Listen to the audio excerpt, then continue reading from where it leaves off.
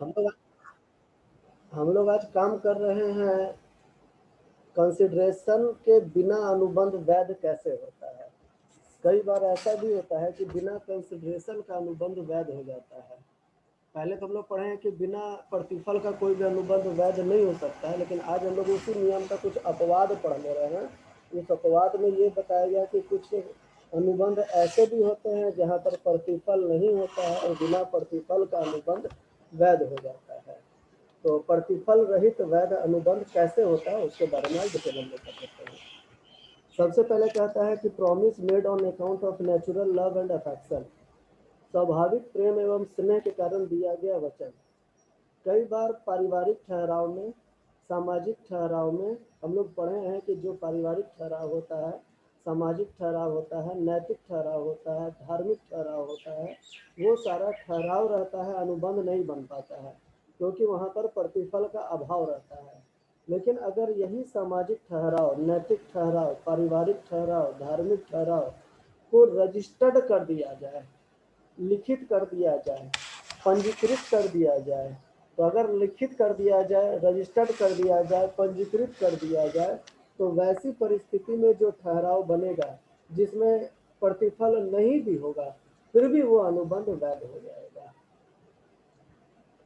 इसका आपको एक एग्जांपल हम बताते हैं कि आपको ये बताया गया था, एक केस लॉ बताया गया था। श्री बेल्फोर और श्रीमती बेल्फोर का केस लॉ था। श्रीमती बेल्फोर को ये कहे थे उसके पति कि हम जा रहे हैं विदेश कमाने के लिए, इतना पाउंड का धन राशि तुम्हें प्रति महीना जीवन यापन के लिए दिया करेंगे, लेकिन वो देने से इनकार कर दिए।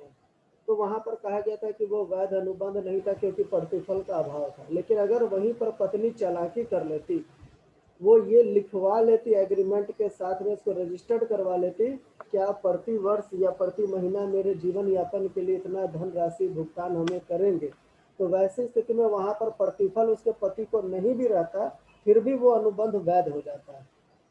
तो वहां पर तो हम लोग पढ़े थे कि अगर स्वाभाविक प्रेम और स्नेह के कारण किया गया कोई ठहराव है तो वो सिर्फ ठहराव रहता, अनुबंध नहीं रहता है।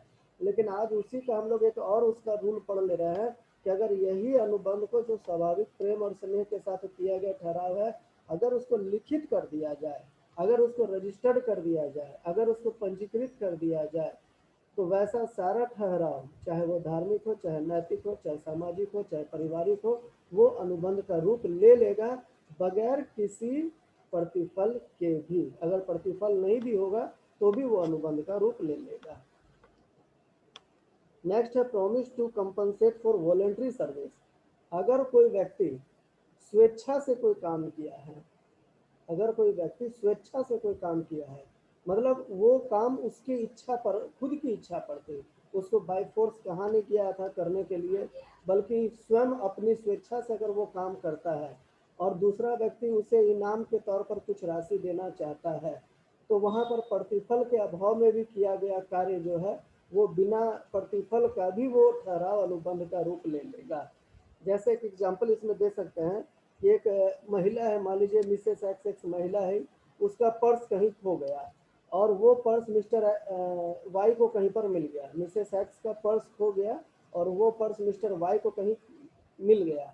अब मिस्टर वाई वो पर्स खोज कर ला कर बिना किसी कहे हुए, मिसेस एक्स ने उसे नहीं कहा था कि मेरा पर्स तुम खोज कर ला देना, उसने कोई मतलब उसको अपॉर्चुनिटी भी नहीं दिया था कि तुम खोज देगा तो तुमको हम इतना पैसा देंगे।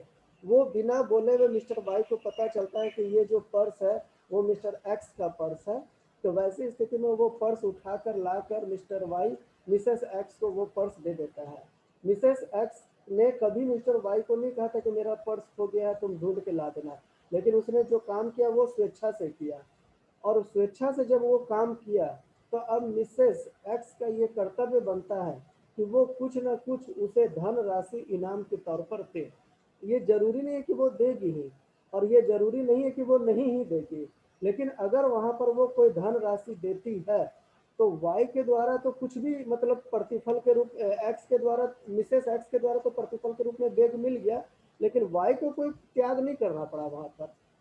वाई जो मिस्टर वाई है वो सिर्फ खोज कर लाया, वो कोई त्याग नहीं किया है, कोई मतलब मौद्रिक त्याग जिसको कहते हैं, आर्थिक त्याग जिसको कहते हैं कि कुछ वो दिया, अपना कलम दिया तो पेन लिया, या पेन दिया तो कलम पैसा लिया, ऐसा कुछ वो त्याग नहीं किया है मिस्टर वाई।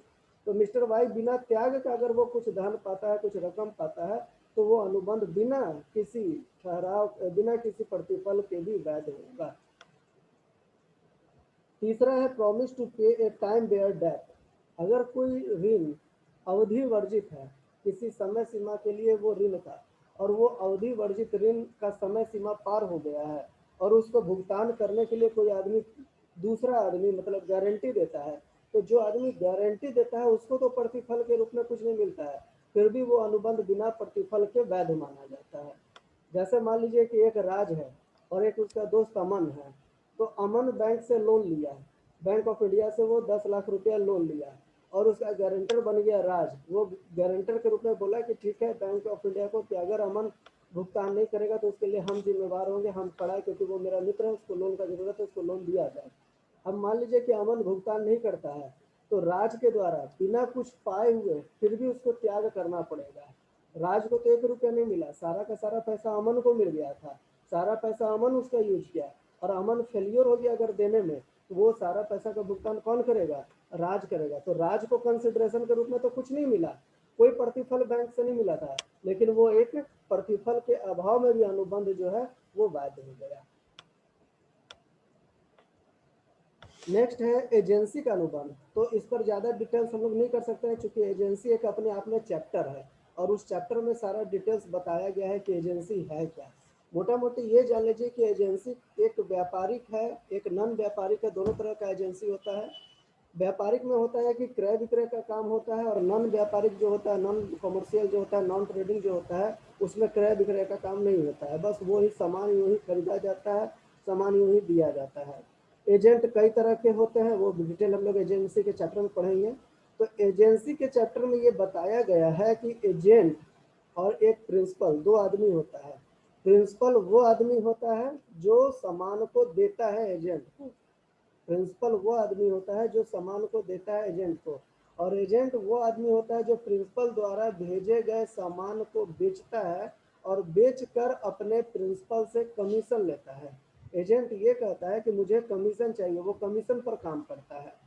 ये तो हो गया प्रतिफल सहित, कि हम काम करेंगे तो हमारा जो त्याग होगा, हमारा जो मेहनत होगा, हम जो आपके बदले सामान आपका भिजवा देंगे, तो हमको उसका कमीशन चाहिए। जैसे पेट्रोल पंप और गैस वगैरह के बिजनेस में होता है, पेट्रोल पंप में जितना वो माल बेचेगा उतना उसको कमीशन मिलेगा। गैस वगैरह में भी यही होता है कि जितना वो माल बेचेगा कंपनी उसको उतना कमीशन देगी। तो ये एजेंसी का बिजनेस में होता है, वहाँ पर तो आपको प्रतिफल दिखाई दे रहा है। लेकिन कभी कभी एजेंसी ऐसा भी होता है जहाँ पर प्रतिफल नहीं भी होता है, फिर भी वो अनुबंध वैध हो जाता है।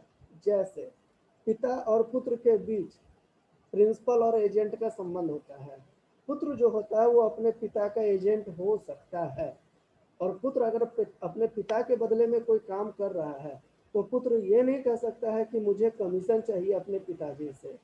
माँ और बेटी के बीच में प्रिंसिपल और एजेंट का संबंध हो सकता है, माँ प्रिंसिपल हो सकती है, बेटी एजेंट हो सकता है। तो ये नहीं बेटी कह सकती है अपने माँ से कि बेटी कि हम कोई आपका काम किए हैं तो उसके बदले हमको कमीशन चाहिए। लेकिन फिर भी वहाँ बेटी के द्वारा अगर कोई काम किया गया है बगैर किसी प्रतिफल का, तो वो अनुबंध वैध होगा। उसी तरीके से पिता पुत्र के द्वारा होता है, उसी तरह से हस्बैंड वाइफ के द्वारा होता है, कि हस्बैंड की एजेंट उसकी वाइफ होती है, और वाइफ जो काम करती है बिना कोई कमीशन लिए हुए अपने हस्बैंड के बदले में, फिर भी वो अनुबंध बगैर किसी प्रतिफल के वैध प्रतिफल के रूप में माना जाता है। तो एजेंसी की जो स्थापना होती है वो दोनों तरह का होता है एजेंसी, एक प्रतिफल सहित होता है, एक प्रतिफल रहित होता है। तो प्रतिफल रहित एजेंसी भी अनुबंध का रूप ले सकता है।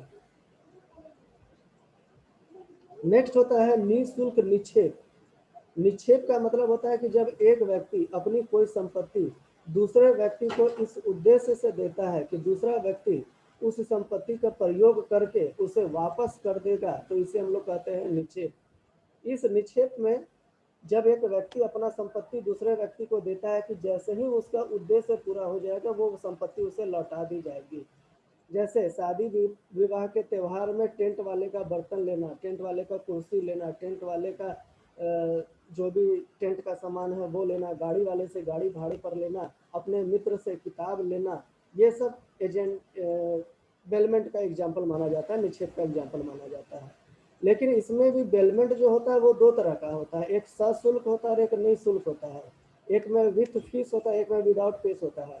अगर आप गाड़ी वाले से गाड़ी भाड़ा पर मांगिएगा तो गाड़ी वाला आपसे भाड़ा लेगा, यानी कि वहाँ प्रतिफल लेगा कि हम आपको त्याग के रूप में अपना गाड़ी दे रहे हैं, तो बदले में हम इतना भाड़ा आपसे लेंगे। तो ये हो गया सशुल्क निक्षेप। अगर आप टेंट वाले से बर्तन लीजिएगा तो वो बर्तन का भाड़ा आपसे लेगा, वो भी हो गया सशुल्क निक्षेप। लेकिन एक निक्षेप ऐसा होता है जहाँ पर पैसा नहीं लिया जाता, कोई प्रतिफल नहीं लिया जाता है, लेकिन वो भी वैध अनुबंध का रूप ले लेता है। एग्जाम्पल के तौर पर मान लीजिए कि नरेश और अंकुश दो मित्र हैं। तो अंकुश के पास कोई किताब नहीं है, जनरली वो पढ़ता भी नहीं है, अंकुश को किताब की जरूरत भी नहीं है क्योंकि उसको पढ़ाई से मतलब भी नहीं है, बस आता है, सुनता है, चला जाता है। तो अंकुश के पास मान लीजिए कोई किताब नहीं है और वो नरेश से मांगता है कि हमको एक किताब दो मित्र पढ़ने के लिए, मैंने पढ़ने के लिए अगर मन किया पढ़ने के लिए तो, और वो किताब अगर मांगता है अंकुश नरेश से, तो नरेश उसको एक किताब दे देता है, लेकिन नरेश उससे कोई फी नहीं लेता, नरेश उसको मित्रता के भावना से एक किताब दे देता है। तो यहाँ पर नरेश त्याग किया है, लेकिन त्याग करने के बावजूद उसको कोई प्रतिफल नहीं मिलेगा अंकुश से। और अगर उसको कोई प्रतिफल नहीं मिलेगा तो वैसे स्थिति में हम ये नहीं कह सकते कि ये वैध अनुबंध नहीं है, ये भी अनुबंध वैध है। तो निःशुल्क निक्षेप भी अगर किया गया है जहाँ पर प्रतिफल नहीं है तो अनुबंध वैध माना जाता है। नेक्स्ट होता है दान एवं भेंट, डोनेशन एंड गिफ्ट। डोनेशन भी कई तरह का होता है। एक डोनेशन होता है कि चलते फिरते रास्ता में भिखमंगा को हम दान में 2 रुपया 5 रुपया दे देते हैं। एक होता है कोई मंदिर मस्जिद में भी हम लोग दान में कुछ दे देते हैं। भेंट में हो गया कि किसी का शादी विवाह है तो शादी विवाह में हम लोग भेंट में कुछ दे देते हैं। अगर किसी का बर्थडे पार्टी है, पूर्णिमा के यहाँ बर्थडे पार्टी है और स्नेहा जाना चाहती है तो स्नेहा उसको गिफ्ट में कुछ ना कुछ दे सकती है। ऐसा भेंट होता है, ऐसा गिफ्ट होता है। और डोनेशन जो होता है वो दान के रूप में दिया जाता है। तो ये तो हो गया कि आप त्याग किए, जो आपने गिफ्ट दिया स्नेहा के द्वारा पूर्णिमा को जो दिया गया वो गिफ्ट है। एक दोस्त के द्वारा दूसरे दोस्त को कुछ गिफ्ट दिया गया शादी के मौके पर, वो भी है। एक भिखमंगा को डोनेशन दिया गया, वो भी है। एक मंदिर में आपने डोनेशन दिया, वो भी है। लेकिन बदले में वहां पर आपको कुछ मिलता नहीं है, प्रतिफल के रूप में वहां कुछ मिलता नहीं है।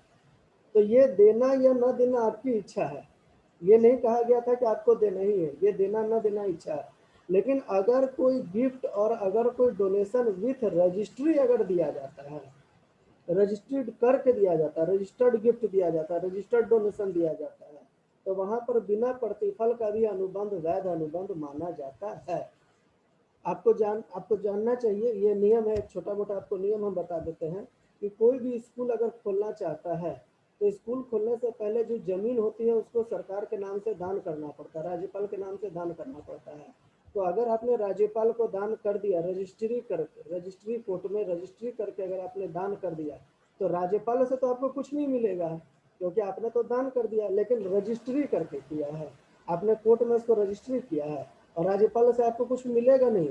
बिना कोई प्रतिफल मिले आपने उतना रुपया का जमीन उसको दान कर दिया। तो ऐसे स्थिति में ये जो दान है ये एक वैध अनुबंध का रूप ले लेगा क्योंकि रजिस्टर्ड है। लेकिन मित्र के घर में शादी में जाके गिफ्ट देना बिना रजिस्टर्ड का, बिना रजिस्ट्रेशन कराए हुए, वो प्रतिफल नहीं है और वो वैध भी नहीं है, वो वैध अनुबंध नहीं है, वो बस एक नैतिक औपचारिकता है, एक नैतिक फॉर्मेलिटीज है, सामाजिक जो बात होती है वो है। लेकिन अगर कोई गिफ्ट और डोनेशन रजिस्ट्री करके दिया जाता है, रजिस्टर्ड डीड के द्वारा दिया जाता है, तो वहाँ प्रतिफल अगर नहीं भी मिलता है तो वह अनुबंध वैध अनुबंध माना जाता है। और इसमें लास्ट आता है वचनदाता द्वारा छूट देना या शिथिलता देना। वचनदाता वो फर्स्ट आदमी होता है जो एग्रीमेंट करता है, और वचन गिरता वो आदमी होता है सेकंड आदमी जो वचन को पूरा करने का वचन देता है। अगर मान लीजिए कि वचनदाता अपनी स्वेच्छा से उस वचन में कोई ढील देना चाहता है, उसमें कोई शिथिलता लाना चाहता है, उसमें कोई कमी करना चाहता है, तो वैसी स्थिति में जो भी शिथिलता वो अपनी इच्छा से करना चाहता है या कमी लाना चाहता है, तो वैसी स्थिति में वो अनुबंध वैध अनुबंध माना जाएगा। जैसे मान के चलिए कि राज ने अमन को 5 लाख रुपया का मदद किया, राज ने अमन को 5 लाख रुपया का मदद किया। अब अमन को मदद जो किया तो राज ये कहता कि देखो हम 2 महीना के लिए तुमको मदद कर रहे हैं। वो लिखित हुआ था क्योंकि कल होके अगर कहीं अमन पलट जाएगा तो राज फिर पैसा कहाँ से लाएगा। वो लिखित हुआ था, पेपर में डॉक्यूमेंट्री हुआ था, 2 गवाह का सिग्नेचर हुआ था, वहां पर नरेश गया था और सचिन गया था गवाह बन के साइन करने के लिए। कि हाँ 5 लाख रुपया राज ने अमन को दिया था, और उसमें ये लिखा था अमन के द्वारा एक्सेप्टेंस हुआ कि 2 महीना के बाद हम वो पैसा लौटा देंगे। अब 2 महीना के बाद अमन के पास असमर्थता है कि हम 5 लाख रुपया लौटाने की स्थिति में नहीं है। वो राज से अनुरोध करता है कि ऐसा करो कि तुम 4 लाख रुपया में मान लो मेरा कर्जा, हम दे नहीं पाएंगे। अब ये राज की इच्छा है कि वो 5 लाख के बदले में 4 लाख में मानेगा कि नहीं मानेगा। अगर वो 5 लाख के बदले में 4 लाख रुपया में मानने के लिए तैयार है तो कहा जाएगा कि ये वचनदाता के द्वारा छूट दिया गया 1 लाख रुपए का, और उसने स्वेच्छा से छूट दिया है, परिस्थिति को देखते हुए छूट दिया है। तो वो त्याग तो कर रहा है 1 लाख रुपए का, लेकिन उस त्याग के बदले में 1 लाख के बदले में उसको कोई प्रतिफल नहीं मिल रहा है। राज को 4 लाख का 4 लाख मिल रहा है, लेकिन 1 लाख जो त्याग कर रहा है उसमें कोई प्रतिफल नहीं मिल रहा है, और बावजूद यहाँ प्रतिफल नहीं होने के चलते भी अनुबंध को वैध माना जाएगा। तो इतने कुछ ऐसे रूल है जिसके चलते ये बताया गया कि यहाँ पर प्रतिफल नहीं है, फिर भी अनुबंध वैध है। वैसे नियमतः बिना प्रतिफल का किया गया कोई भी अनुबंध एक जुआ होता है, एक सट्टा होता है, एक दांव होता है, और प्रतिफल के साथ किया गया अनुबंध जो होता है वो वैध होता है। जुआ में क्या होता है, अगर ताश की पत्ती लोग खेल रहे होते हैं तो ताश की पत्ती पर ही सारा पैसा टिका हुआ रहता है। जिसके पास ताश का पत्ता है बढ़िया चला गया उसके पास पैसा आ जाएगा, और जिसके पास ताश का पत्ता खराब गया उसके पास से पैसा चला जाएगा। जुआ मैक्सिमम यही चीज करता है। तो जिसके पास से पैसा जाएगा वो तो त्याग किया, लेकिन उसको प्रतिफल में क्या मिला, उसको कोई चीज प्रतिफल में नहीं मिला, उसको पैसा तो छोड़ना पड़ा लेकिन बदले में कुछ मिला नहीं। तो बगैर प्रतिफल का वो जुआ है, बगैर प्रतिफल का वो जुआ है। लेकिन प्रतिफल के साथ अगर कोई आप त्याग करते हैं, कोई ठहराव करते हैं तो वो अनुबंध है। लेकिन उस नियम का एक अपवाद अभी हम लोग पढ़े जहाँ पर यह बताया गया कि कुछ ठहराव ऐसे भी होते हैं जहाँ पर प्रतिफल नहीं होते हैं फिर भी वो वैध होते हैं। ठीक है।